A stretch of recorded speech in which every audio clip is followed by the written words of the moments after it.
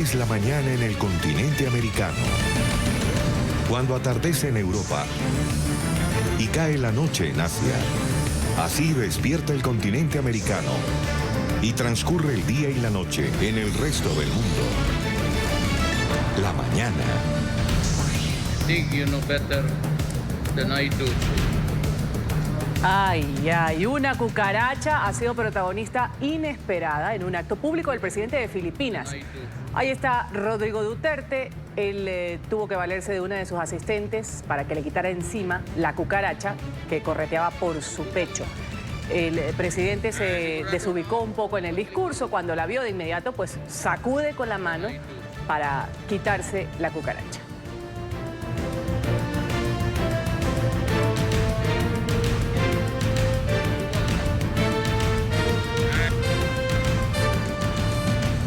Cosas que pasan. 8 en punto en Bogotá, Quito y Lima. Bienvenidos todos a la mañana de NTN 24, el espacio informativo. El recorrido internacional en el Canal de las Américas. Soy Ruth del Salvo. La noticia con la que pasaban ayer algunos venezolanos la noche, el madurismo sigue amedrentando a sus opositores. En esta ocasión, Edgar Zambrano, el vicepresidente de la Asamblea Nacional, fue detenido el día de ayer. Funcionarios del SEBIN llegaron hasta la sede del Partido Acción Democrática con armas largas, interceptaron el vehículo en el que estaba el legislador y lo capturaron, lo llevaron en grúa. El reporte enseguida con Oliver Fernández desde Caracas, Venezuela. Oliver, un buen día para ti, adelante. Un buen día para ti, Ruth. Un placer saludarte desde la capital venezolana. Como un caso inédito ha sido calificada esta detención del primer vicepresidente de la Asamblea Nacional, diputado Edgar Zambrano. Recordemos que fue llevado en una grúa al negarse a bajarse para que los funcionarios del Servicio Bolivariano Nacional SEBIN lo detuvieran. Sin embargo, fue llevado a la sede del helicoide. Pero es importante resaltar, Ruth, que ya son varios los diputados que se encuentran en el exilio. Y en menos de 24 horas son 10 los diputados que están siendo perseguidos, a los que se les pretende también allanar su inmunidad parlamentaria. 2 de ellos ya han pedido refugio. Es el caso del diputado Richard Blanco, que se encuentra como huésped en la Embajada de Argentina, y también la diputada Mariela Magallanes, que se encuentra en la Embajada de Italia. Los otros 8 diputados, pues hasta ahora no sabemos dónde están. Sin embargo, el diputado Américo de Gracia publicó un video a través de sus redes sociales. Dijo que ante el propósito del régimen de Nicolás Maduro de perseguirlos, evidentemente ellos van a tomar previsiones, pero que eso no será motivo para dejar de luchar por la democracia en Venezuela. Vamos a escucharlo. Soy el diputado Américo de Gracia. Luego de el propósito de allanarnos la inmunidad parlamentaria para que nos ocupáramos de nuestra libertad y no de seguir trabajando en función de la libertad del país. Por supuesto que tenemos que tomar las previsiones y las precauciones propias, útiles y necesarias en este caso, porque no estamos hablando de cualquier gobierno, estamos hablando de una corporación criminal que encabeza en este caso el usurpador Nicolás Maduro. Y vamos a seguir trabajando en función de la libertad de Venezuela en cualquier forma y en cualquier manera donde nos encontremos y cómo nos encontremos. Increíble, Oliver. Ya como tú bien lo has indicado, 2 de estos diputados han pedido ser huéspedes, ser recibidos como huéspedes en algunas sedes diplomáticas en Argentina y en Italia. Los otros, pues se desconoce dónde están. Me imagino deben estar refugiados en sus hogares o tratando de no ser detenidos de esa forma tan arbitraria como fue el día de ayer el vicepresidente de la Asamblea de Venezuela, quien se metió dentro de su carro y aún estando ahí, pues dijeron, bueno, llevémoslo en grúa, no hay ningún problema. Ahora, ellos están, el TCJ ha autorizado enjuiciamiento a estos diputados por traición a la patria. ¿Qué significa este término, traición a la patria? Y hace un momento yo leía una lista de cargos que yo decía, bueno, si es que estos tipos lo cogen detenidos, pues le faltarán días, años para poder cumplir una condena con una lista tan larga. ¿Qué implica el ser acusado de traición a la patria? Bueno, Ruth, es un término que solamente entienden bueno, los chavistas, porque es un término que ni siquiera existe en la Constitución de la República Bolivariana de Venezuela y tampoco en el Código Orgánico Procesal Penal. Y de alguna manera, bueno, traición a la patria es porque supuestamente ellos lo que hicieron fue un golpe de Estado. Ellos ni siquiera han reconocido evidentemente al presidente encargado de Venezuela, Juan Guaidó, y por eso ellos dicen que es un golpe de Estado y esto es traición a la patria. Es decir, esto prácticamente siempre ha sido considerado a los militares. Sin embargo, recordemos, Ruth, que desde hace muchos años o de algunos años para acá, pues a los civiles también se les está enjuiciando como se enjuician a los militares y se les está llevando a tribunales militares y estos son los cargos que de alguna manera se le están imputando a estos diputados. Sin embargo, Ruth, es importante también destacar que anoche tuvimos la oportunidad de conversar con el diputado Stalin González, quien también es vicepresidente, es el segundo vicepresidente del Parlamento venezolano después de Edgar Zambrano. Él decía que se está violando nuevamente la Constitución, que este es un golpe a la Constitución y que la llamada Revolución Bolivariana lo que ha hecho es desechar la Constitución para delinquir. También tuvimos la oportunidad de conversar con Carlos Prosperi, quien es otro de los diputados al Parlamento venezolano. Él incluso estaba en esta reunión en el CEN de Acción Democrática y pudo ver y nos pudo contar cómo fue la detención del diputado Edgar Zambrano. Vamos a escucharlos. Henry está tranquilo. Quien fue detenido fue el compañero Edgar Zambrano, conjuntamente con 3 personas más que lo acompañaban. Diputado, el diputado Edgar Zambrano es el segundo a bordo luego del diputado Juan Guaidó. ¿Qué va a pasar entonces? ¿Pudieran detener entonces también al diputado Juan Guaidó? Mira, no sabemos lo que pueda pasar. Lo que sabemos en este momento es lo que está sucediendo con el compañero Edgar, nuestra solidaridad con su familia, nuestra solidaridad para cada uno de los diputados. Inclusive hoy vimos una nueva sentencia del Tribunal Supremo de Justicia contra 3 diputados más y nosotros hoy estamos aquí para respaldar la Asamblea Nacional. Nosotros hoy estamos aquí también contando con la presencia del segundo vicepresidente de la Asamblea Nacional, nuestro amigo Stalin González, el cual también como institución quiere dar unas declaraciones a los medios de comunicación. Aquí hay un ataque de nuevo a la democracia, a las instituciones, a la separación de poderes, un ataque a los 14 millones de venezolanos que votaron por esta Asamblea Nacional, único poder legítimo que hay en Venezuela. Hoy vemos cómo se están llevando detenidos a un diputado que fue electo por el Estado Lara, que además es el primer vicepresidente de la Asamblea Nacional, es parte de la Junta Directiva, un diputado que tiene inmunidad parlamentaria y que vemos cómo el gobierno desecha la Constitución, o quienes usurpan el poder están desechando la Constitución. Hoy estamos recibiendo la solidaridad, la llamada de Cancillería, de presidentes, de Parlamento que van a empezar a pronunciarse porque debe estar en libertad Edgar Zambrano. No cree el gobierno que deteniendo diputados va a acabar con la crisis que vive el país. Este país necesita salir de la crisis que la metió el modelo de Maduro.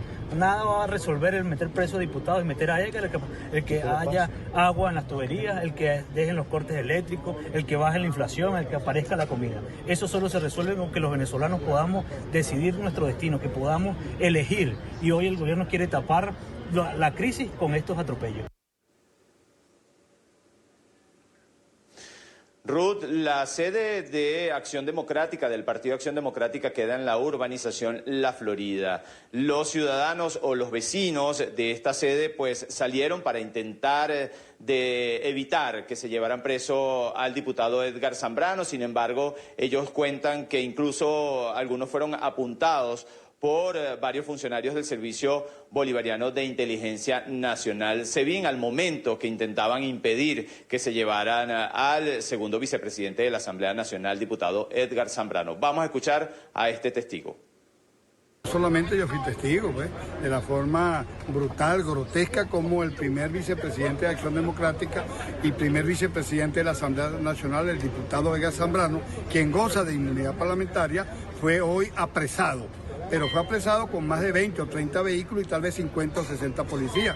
Como todo el derecho que él tiene, se niega a bajarse de su vehículo y no quería salir. Bueno, sus puertas fueron aladas, sus puertas fueron golpeadas y finalmente con una grúa es remolcado y es llevado. Muchas personas que estaban ahí fueron apuntadas porque no permitían que vieran eso que estaba pasando ahí, pero al fin y al cabo la vista ve las estrellas, también podíamos ver a esa distancia lo que estaba pasando. Pero les repito, eso lo vieron la gente de los edificios y muchas personas, más de 100 personas que en ese momento estábamos ahí, pudimos apreciar eso.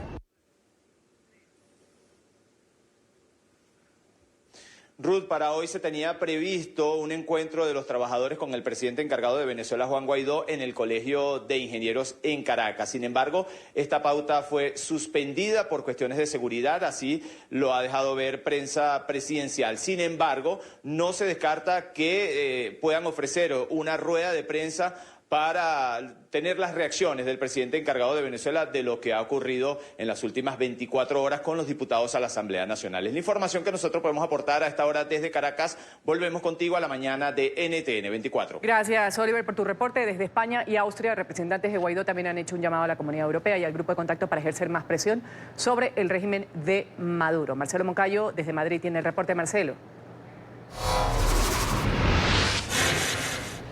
Hola, ¿qué tal? Un cordial saludo para todos ustedes en la mañana, amigos televidentes. Este día, desde la capital española, los representantes del presidente interino de Venezuela, Juan Guaidó, en España y en Austria, dieron una rueda de prensa para alertar a la comunidad internacional sobre la persecución de la que están siendo víctimas varios diputados de la Asamblea Nacional Venezolana.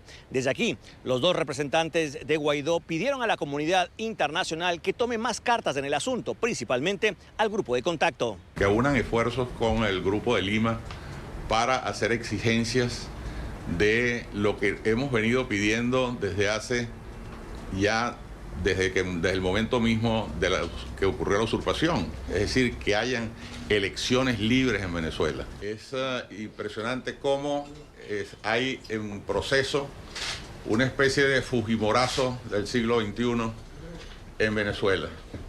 Es el intento de acallar la voz de los venezolanos, el intento de acallar la voz de la Asamblea Nacional, única institución legítima de Venezuela. Amigos televidentes, pero también estos dos representantes de Juan Guaidó alertaron el peligro que está teniendo en estos momentos el presidente interino de Venezuela, porque podría darse en cualquier momento una orden de detención en contra de él. El representante de Guaidó en Austria cree que esto todavía no ha pasado porque el gobierno de Nicolás Maduro está preocupado por la reacción que podría tener la comunidad internacional si Juan Guaidó es detenido. El presidente Guaidó, pues por supuesto, es bastante simbólico en ese sentido, y arriesgarse a llevar una acción con el presidente, pues puede desencadenar una acción internacional importante, que no sabría yo decir exactamente qué, pero hay muchas advertencias por parte de la comunidad internacional de no tocar al presidente Guaidó, y entiendo que ellos han hecho eso, han tratado de respetar esa y de tratar de no meterse allí, pero sin embargo lo que están haciendo ya, la comunidad internacional tiene que manifestarse duramente en contra de los últimos hechos. Amigos televidentes de la mañana, y Antonio Ecarri, representante de Juan Guaidó en España, está a la espera de ser atendido en el Ministerio de Asuntos Exteriores de España para poder contarles de primera mano todo lo que está sucediendo con esta persecución que están siendo víctimas varios diputados venezolanos. Este es el informe para la mañana. Sigan ustedes con más aquí en NTN 24. Hasta pronto. Temas en Brasil. Políticos, camioneros y periodistas ya pueden portar armas de fuego. Esto a través de una reforma, un decreto que ha firmado Jair Bolsonaro, que permite además el porte de armas para tiradores deportivos, cazadores y coleccionistas.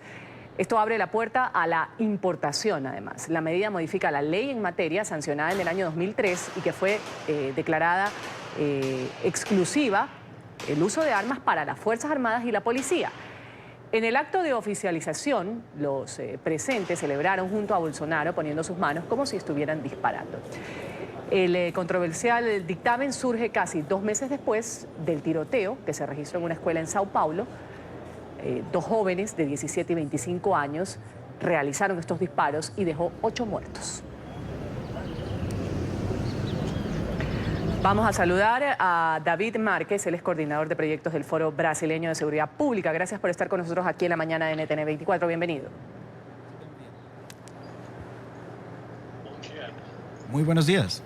Un buen día. Bueno, ahí estábamos con esta reforma que ha hecho el presidente Bolsonaro, que no deja de generar cierta polémica. Tiradores deportivos, coleccionistas y cazadores, conocidos en Brasil como CAC. Ellos pueden transitar con el arma cargada y tienen derecho a adquirir hasta 1000 cartuchos anuales en lugar de los 50 actuales en función del calibre que portan. ¿Qué tan acertada es esta medida en Brasil que se ha dado, uno de los países más violentos del mundo?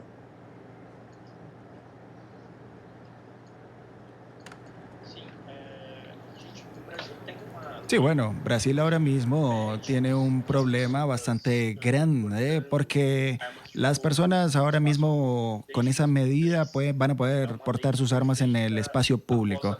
Fue una ley básicamente por presión también de una parte de la población y es importante saber eso, que hay una parte de la población que está de acuerdo con ese porte de armas, pero es un decreto de Estado que claramente es histórico en la medida de que creo que ahora el reto es intentar modificar esa ley, porque ahora mismo el Congreso Nacional y la oposición tienen que buscar un espacio para refutar todo eso. Creo que hay simplemente también evidencias científicas que apuntan a que las armas de fuego en circulación en una sociedad, y en una sociedad especialmente como la brasileña, en realidad, entre más armas de fuego hayan circulando, vamos a tener más crimen. Correcto. Para tener derecho al porte de armas, los interesados deben presentar una declaración efectiva de necesidad, tener al menos 25 años de edad, carecer de antecedentes penales y comprobar idoneidad moral, psicológica y capacidad técnica, dicen, para el uso de armamentos. ¿Cómo se demuestra eso? Un joven toma el arma de su padre, va a la escuela, como sucedió hace pocos meses, y mata indiscriminadamente.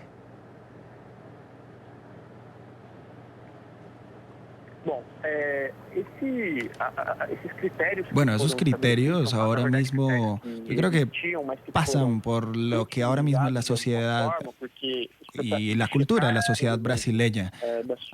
Y creo que tiene que ver no solamente con una capacidad técnica de portar armas de fuego o con una capacidad psicológica para que las personas puedan llevar esto, sino que creo que tiene que ver con un problema social y cultural. Entonces, yo creo que la ley no cambia más que ahora mismo el acceso.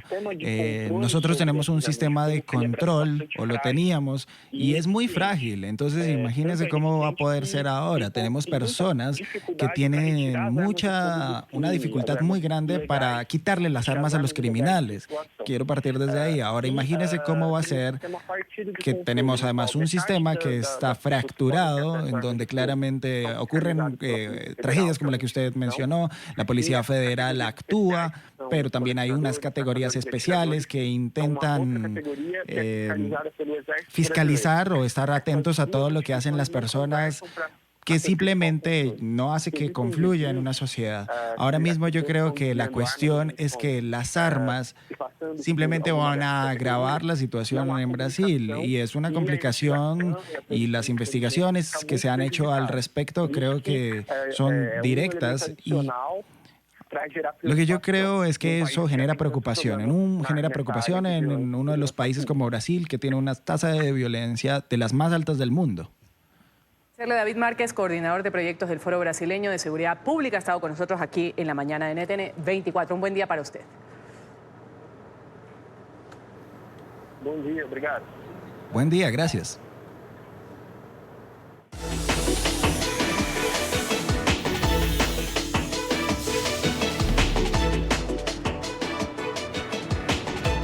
Revisamos inmediatamente noticias de la Unión Americana. Pese a describirse a sí mismo como un magnate exitoso, el presidente Donald Trump ha reportado pérdidas por más de $1.200 millones en sus declaraciones de impuestos entre 1985 y 1994. La información ha sido revelada por el diario The New York Times. Emiliana Molina nos reporta a esta hora. Adelante. Hola, ¿qué tal? Muy buenos días. Pues según el informe de New York Times, las finanzas de las empresas de Donald Trump estuvieron en negativos entre 1985 y 1994. Sus propiedades perdieron $1.170 millones durante ese periodo, según documentos fiscales de esos años. Las revelaciones se producen un día después de que el Departamento de Tesoro se negara a comunicar al Congreso las declaraciones impositivas del presidente estadounidense de los últimos 6 años, en una batalla entre el gobierno y la mayoría demócrata en la Cámara de Representantes. Y es que desde la campaña presidencial de 2016, los periodistas de varios medios de comunicación en Estados Unidos han intentado desvelar las complejas y ocultas finanzas del Ejecutivo, y Trump se ha negado a publicar sus ingresos, algo que suelen hacer casi todos los nuevos inquilinos de la Casa Blanca. Esta es toda la información que tenemos desde Washington. Emiliana Molina, regreso al Centro Internacional de Noticias con ustedes. Gracias, Emiliana, por tu reporte. Y mientras se revelaban estas cifras de las pérdidas de Trump, El Senado de Nueva York ha dado luz verde a una normativa que ayudaría al Congreso estadounidense a obtener parte de los registros tributarios del mandatario. La medida habilitaría a la autoridad neoyorquina de impuestos para hacer públicas las contribuciones fiscales del actual ocupante de la Casa Blanca. Alejandro Rincón tiene el tema. Alejandro.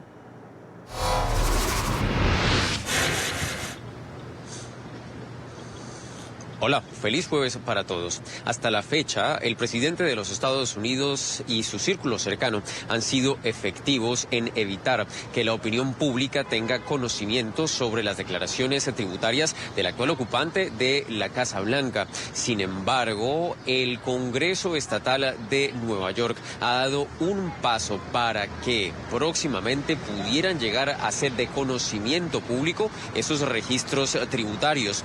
Todo por cuenta de la aprobación de una normativa en el Senado, es decir, la Cámara Alta del Congreso Estatal de Nueva York, que daría vía libre a la autoridad neoyorquina de impuestos para entregar al Congreso de los Estados Unidos los registros tributarios del presidente republicano. Todo esto con el siguiente argumento de fondo. Las compañías o las principales empresas que son propiedad de Donald Trump tienen su residencia tributaria en Nueva York y es justamente en esta entidad territorial de los Estados Unidos donde reposan la mayoría de esas declaraciones tributarias. La normativa que ha sido aprobada por el Senado, que está controlado por el Partido Demócrata, es decir, por la oposición al presidente Donald Trump, apunta precisamente a eso, a habilitar a que se hagan de conocimiento público esos registros tributarios y adicionalmente dentro de esa ley se ha incluido una provisión de forma tal que se puedan investigar cualquier tipo de fraude relacionado con estos impuestos. La normativa tramitada por el Senado pasa la próxima semana a la Asamblea y en caso de que sea aprobada llegaría a ser firmada por el gobernador Andrew Cuomo. Es todo lo que tenemos para ustedes por ahora. Continúen con más en el Centro Internacional de Noticias. Gracias, Alejandro, por tu reporte. Autoridades en Miami han capturado a una doctora hispana que está acusada de homicidio involuntario. Resulta que la profesional le habría dado un tratamiento no adecuado a una paciente que luchaba con una adicción a los opioides. Esta mujer ha muerto de sobredosis. En Florida, Paola Serna tiene la historia. Adelante, Paola.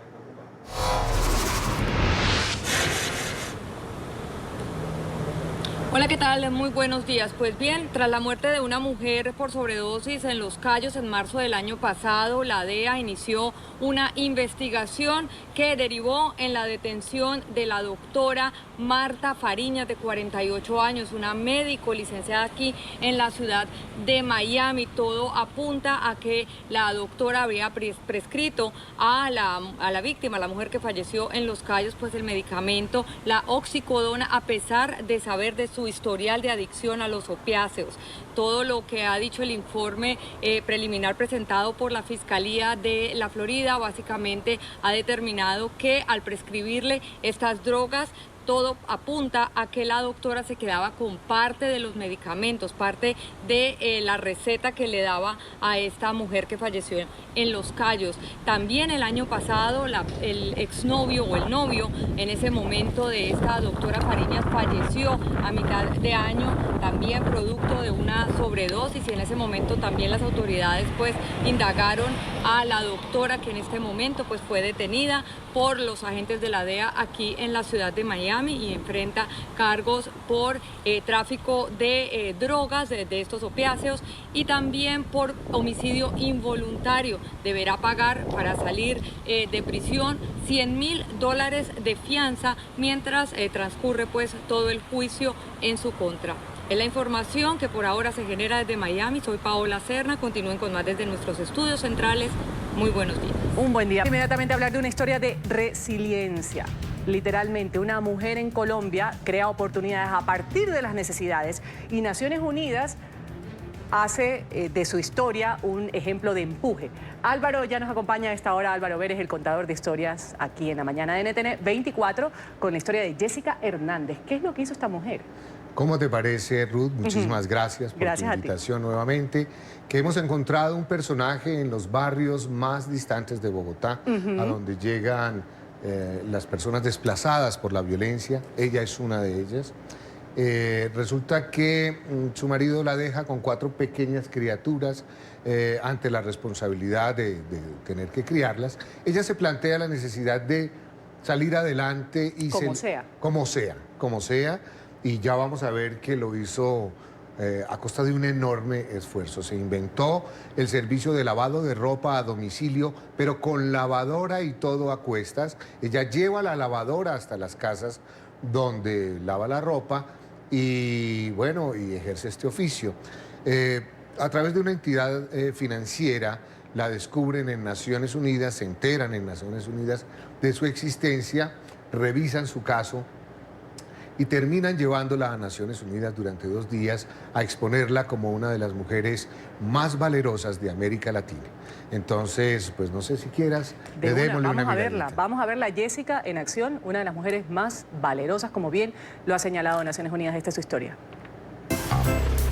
Allí va con su trabajo a cuestas y un canto a los días por venir, sin quejas ni reparos, sin el menor lamento. La vida te toca como te tocó y así tienes que empezar a surgir, o sea, no hay de otra. Inventora 6 años atrás de un servicio que se hizo popular e indispensable. Lavado de ropa a domicilio, con todo y lavadora, en tarifas obligadas a ignorar el esfuerzo, pero posibles de pagar por desplazados que habitan los altos de la Florida, barrio mal clavado en arenosas y gélidas lomas de Soacha, municipio más poblado de toda Cundinamarca. 3 horas valían 5.000 y 1 hora valía 2.000 y las llevaba yo hasta su propia casa y iba y la recogía cuando terminara el tiempo que la persona hubiera requerido. Madre a los 20, Jessica dio a luz 4 criaturas de un padre que huyó del compromiso. Un día decidió marcharse. Pues el que se vaya, que hijo de madres. Con la impaciencia que surge de los retos nacidos en el hambre y las ofensas, Jessica pasó de tener 3 lavadoras a atesorar 7 que solo ella se permite operar. Vehemencia de su esencia campesina, levantada en la impiedad de un Santander que fue pobre y sofocante para ella. Yo desde los 5 años tengo uso de razón, estoy detrás de las gallinas, estaba recogiendo cacao, estaba recogiendo café, estaba metida entre las vacas, salía de todo ese proceso en la madrugada, me alargaba para la escuela, volvía de la escuela, seguíamos en el mismo cuento y nos acostábamos temprano y volvíamos y empezábamos el mismo día. Quizás sus vecinos convinieron en que Jessica exhibía el valor de una heroína y ese rumor viajó en vientos de admiración hasta llevar a oídos de Naciones Unidas la insólita existencia de una madre joven que se echó el mundo a la espalda. Lo cierto es que cualquier día llegó una invitación. Yo fui a Nueva York, estuve en el Times Square, estuve en el corazón financiero de la ciudad, y pues una ciudad muy grande, muy bonita, y pues estuve en la ONU también. Que la admiraban, dijeron. Valoraron su esfuerzo, palmearon su espalda y atizaron el fuego de su alma que la llena de aliento.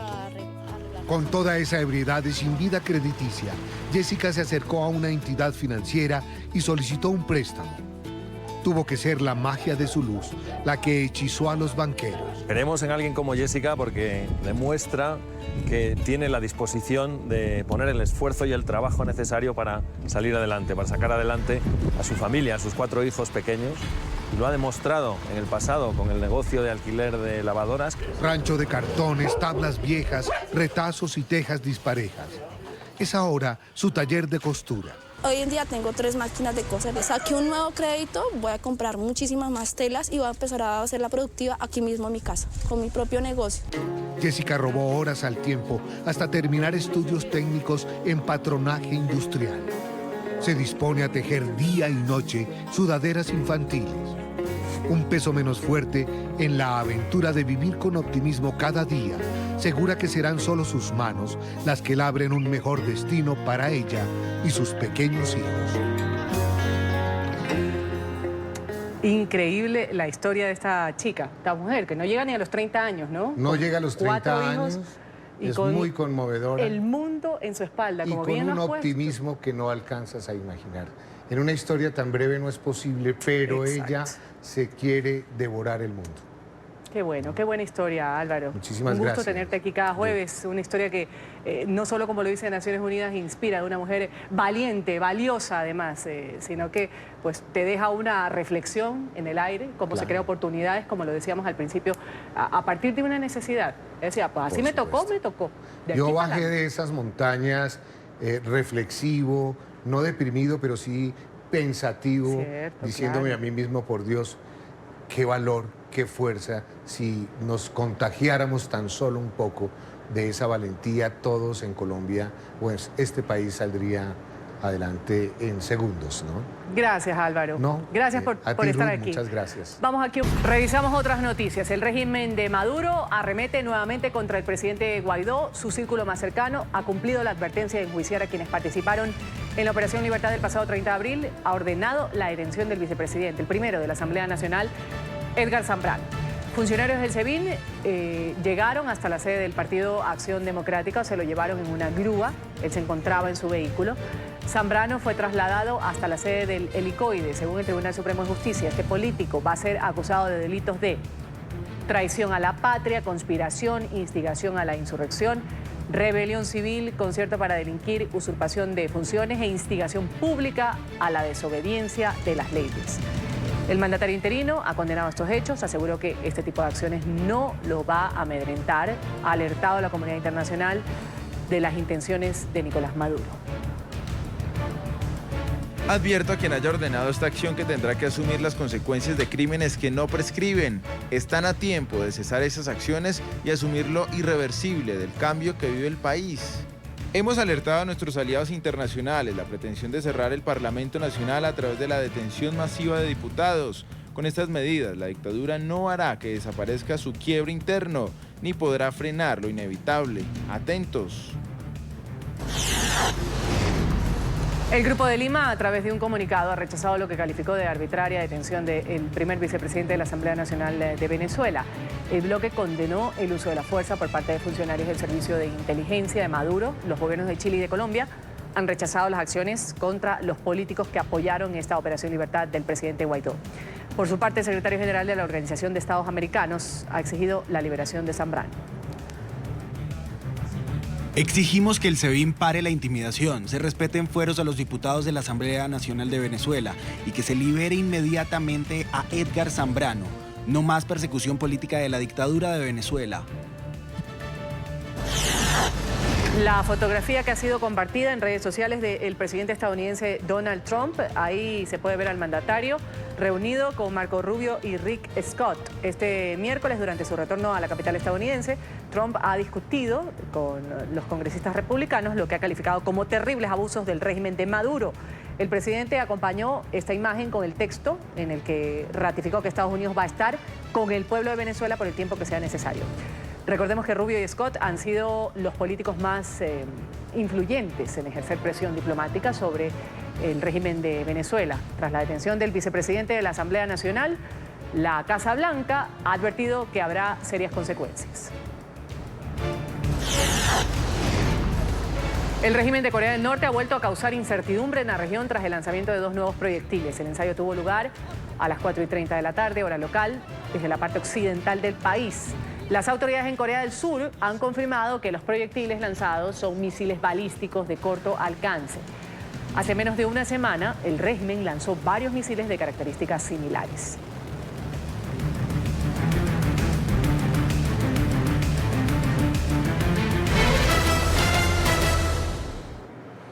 Hablamos de el conde, el condecito Archie Harrison Mountbatten Windsor, que es el hijo del príncipe Harry y Meghan Markle. Ayer fue presentado, fue su padre quien lo llevaba en brazos, rompiendo así la tradición de que la madre carga al bebé, como se ha dado desde la abuela, la reina Isabel II, que siempre se retrataba con su recién nacido, ella cargándolo. Este niño, el nieto de la reina, es el primero de la familia en tener un gen afroamericano por parte de su mamá, la actriz norteamericana, que va a renovar, sin duda alguna, según lo han dicho muchos analistas, la descendencia royal inglesa.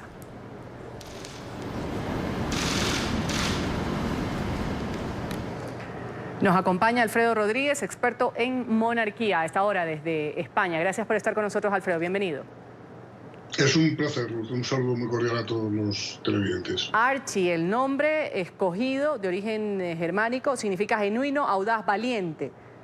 Se dicen que es muy popular en Reino Unido que en Estados Unidos.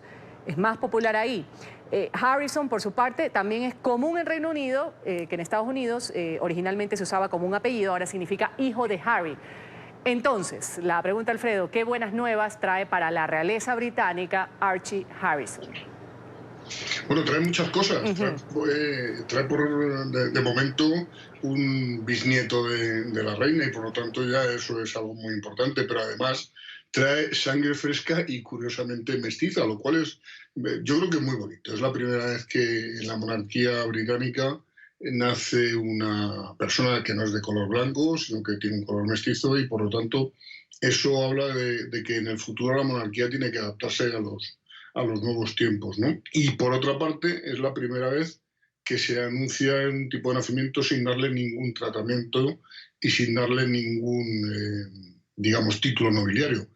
Por lo cual, dado que además tampoco va a llevar de primero el apellido Windsor, sino que lo va a llevar unido al de su bisabuelo, pues da una idea de que a lo mejor la pareja real, joven y moderna, pues quiere llevar otro tipo de vida distinta, dado que además el padre lo más probable es que nunca llegue a reinar, claro, porque está muy lejos en la línea sucesoria. Claro, justamente el bisnieto de la reina es el primero, como lo has dicho, Alfredo, el primero en la familia en tener un gen afroamericano por parte de su abuela es de raza negra, la abuela del niño.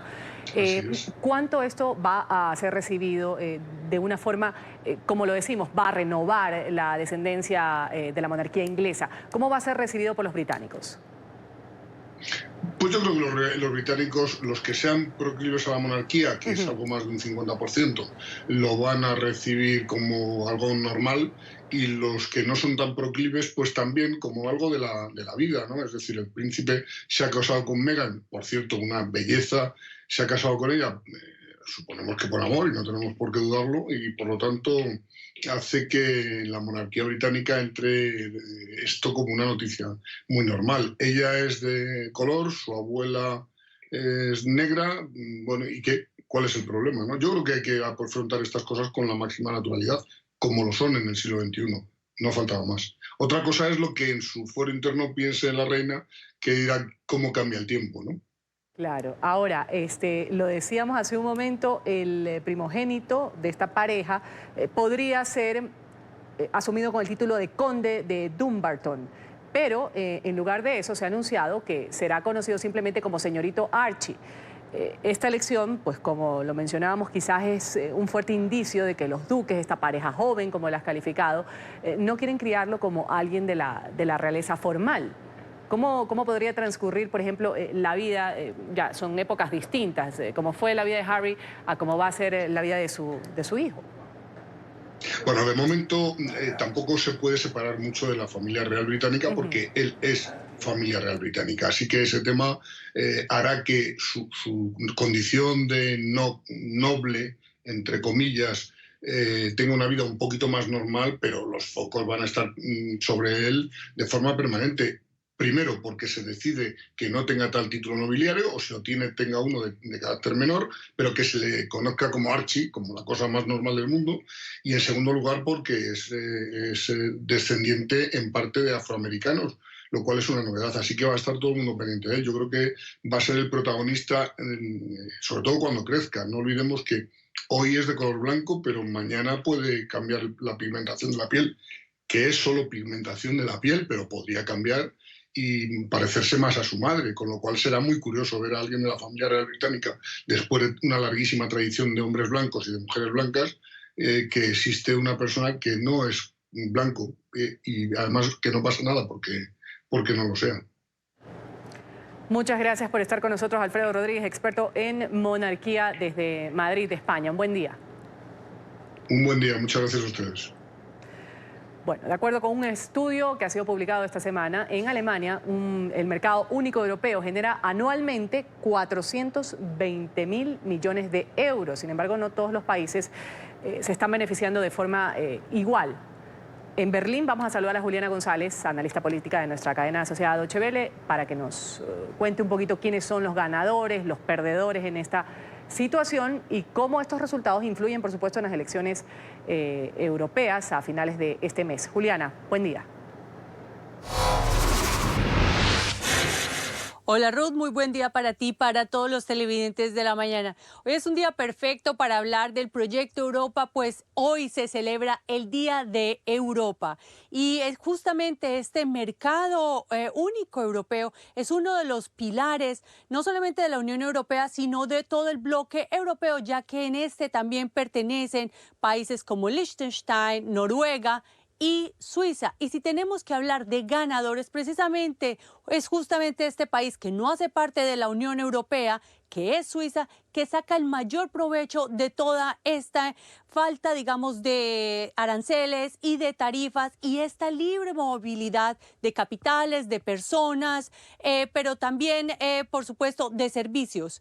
Y esto hace que los suizos, por ejemplo, se pueda hablar de un promedio de más de 3.000 euros por año per cápita que ganan en ese mercado. Y hay otros ganadores, como lo mencionabas antes, por ejemplo, de la economía alemana, pero no es todo igual. En Alemania tenemos regiones con una alta vocación exportadora y con una gran infraestructura, digamos, zonas muy bien interconectadas con grandes mercados, como sucede, por ejemplo, en Hamburgo y en Múnich, que son las regiones que más sacan provecho de este mercado europeo. Pero todas los países de Europa en general sacan provecho de este mercado. Entre los perdedores, y deberíamos decir esto entre comillas en realidad, Ruth, porque sí ganan con la Unión Europea, sí ganan con este mercado único europeo, pero ganan en una menor medida. Están países como Bulgaria, por ejemplo, que tienen un aumento en sus ingresos gracias a este mercado europeo único de unos 100 euros per cápita. Vemos aquí, digamos, el desbalance entre un país como Suiza con más de 3.000 y un país como Bulgaria con 100 o 150 euros per cápita. Y esto precisamente se vuelve un caldo de cultivo para esto, digamos, de las elecciones europeas del próximo 23 de mayo. Y es que mientras las regiones más prósperas, digamos, hay partidos de la extrema derecha, pero populistas, también de la extrema izquierda y xenófobos que se alimentan de todas las tesis antimigraciones, pero también de este proyecto para en contra de Europa por generar transferencias a las regiones débiles. Y al otro lado del espectro tenemos también partidos que en las regiones más débiles económicamente hablando se quejan de una Europa en la que no se prioriza a estas regiones más débiles. Sin embargo, estas posturas políticas desconocen el sistema de transferencias que ha permitido el desarrollo de infraestructura en varias regiones deprimidas económicamente. Esta es la información desde Berlín. Ruth, sigan ustedes con más información en el estudio. Gracias por tu análisis, Juliana. Vamos ahora a Colombia y vamos a hablar de un profesor que va en lo más profundo de la selva amazónica. Él es François Ramos, ahí lo vemos en pantalla. Día a día hace lo que más le gusta. Eso lo ha dicho él, enseñarle a los más pequeños. Sus clases las dicta en medio de altas temperaturas, a veces interminables aguaceros. Su admirable labor se ha convertido en un ejemplo para toda la comunidad que recibe sus enseñanzas. Esto es Hazañas Maestras de nuestra cadena aliada Noticias RCN.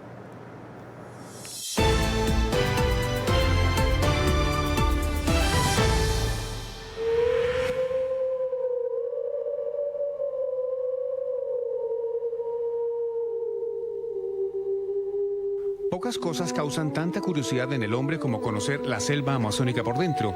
Y si alguien es experto en el tema, son los indígenas ticunas que viven en el corazón de la Manigua, tan adentro que casi que oyen latir su corazón. Estos indígenas viven al lado de otras comunidades ancestrales, milenarias, a quienes consideran sus hermanos.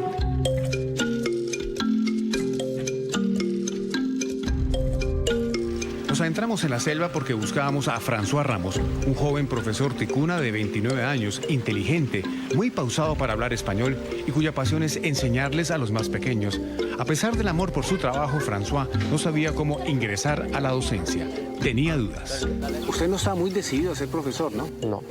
¿Por qué? Por falta de recursos, sí. Entonces uno se ve que en la universidad es muy caro.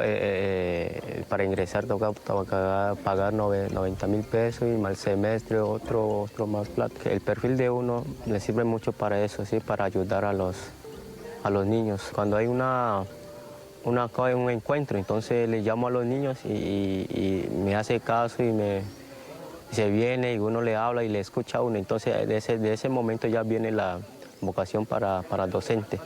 Así era, como no tenía dinero, un día tomó una insólita determinación. François, ¿pero por qué termina usted en Tunja?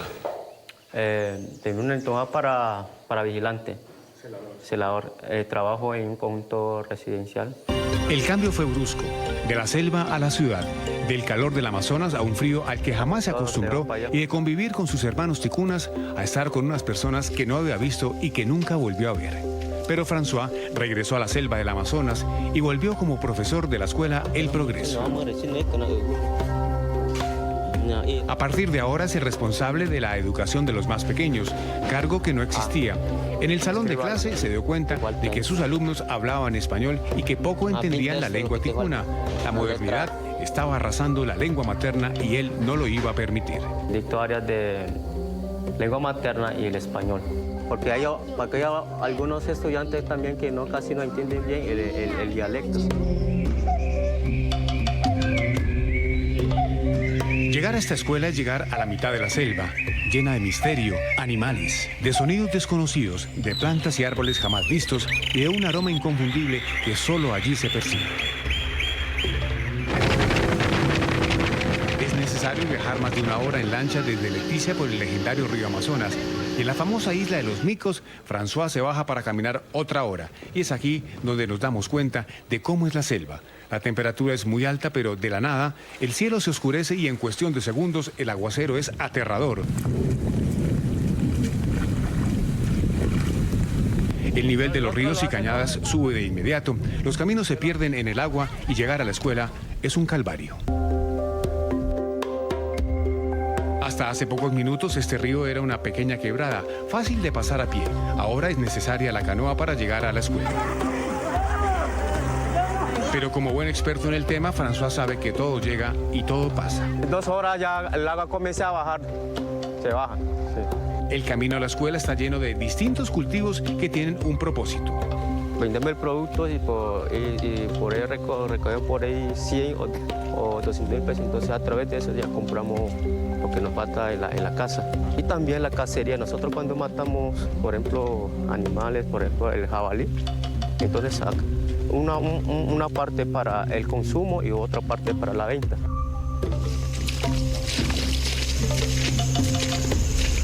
Es el Dios Tupana que se llama Yoí. Entonces aquí ya llegamos a la comida del Progreso ticuna. El profe llega mojado y muy cansado, directo a clase con los pequeñitos ticunas que lo están esperando. La Escuela Indígena El Progreso está ubicada a orillas del río Amazonas y a 35 kilómetros de Leticia. Los padres de los 175 alumnos de esta escuela aseguran que la llegada de François ha disparado el gusto de los niños por el arte, la música, la pintura y el deporte. El mediodía llega muy rápido en la comunidad. Las clases terminan, pero en la cabeza de François se quedan las ideas dando vueltas para lograr ser el mejor profesor en una escuela ubicada en una de las selvas más grandes del mundo. Todos se van, pero entre el profe y sus alumnos no hay despedidas. Él les dirá, como el poema del líder indio Mahatma Gandhi, allí donde ustedes estén, los llevaré en mi corazón. Al fin de cuentas, las huellas del profesor aparecen en el camino de la escuela y en el largo camino de la vida, con una ventaja: estas últimas jamás se olvidan y jamás se borran. Gracias por su sintonía cada mañana con el espacio del Canal de las Américas NTN 20.